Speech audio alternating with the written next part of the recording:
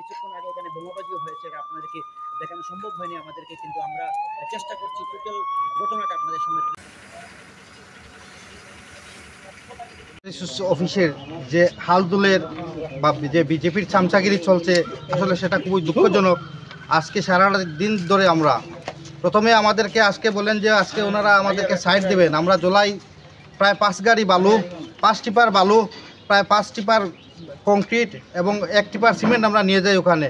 এবং আমরা যে ব্লক বানানোর যে মেটেরিয়ালস পুরাটি নিয়ে যাই, কিন্তু যাওয়ার পরে ওখানে অফিস স্টাফ না যাওয়ার কারণে আমরা সাইড পাইনি। প্রায় 100 খানেকের মতো আমরা লেবার নিয়ে গিয়েছি, কিন্তু সেখানে অফিসের সাথে যখন যোগাযোগ করলাম, এসডিও স্যার বলেন উনি নাকি অসুস্থ, এক্সিকিউটিভ স্যার ফোনও উঠান না। পরবর্তী সময় আমরা এলাম ফ্লাড কন্ট্রোল অফিসে, পশ্চিম বাজার, কৈলাসহর পশ্চিম বাজারে। সেখানে এসে দেখি অফিসের ডিভিশনে কেউ নেই, ডিভিশনটা তালা মারা। এখন আসলাম আমরা সাব ডিভিশন অফিস, এখানে কোনো অফিসার কেউ নেই। আমরা কোথায় গিয়ে দাঁড়াবো? বন্যা কবলিত এরিয়া আমাদের কৈলাসহর শহর, উত্তরাঞ্চল থেকে গোটা কৈলাসহর। দুদিন পরে বন্যা কবলিত হতে পারে। তাই আমাদের যদি এই কাজ করতে বাধা দেওয়া হয়, তাহলে কি করে কাজ করব? আমরা কি করে বন্যা কবলিত এরিয়ায় বন্যা নিয়ন্ত্রণে আসবে?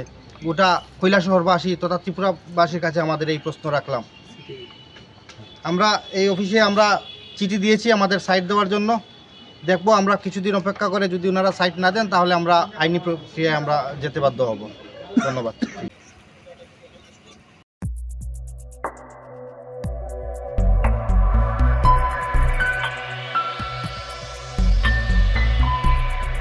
জনদর্পণ, জনতার প্ল্যাটফর্ম।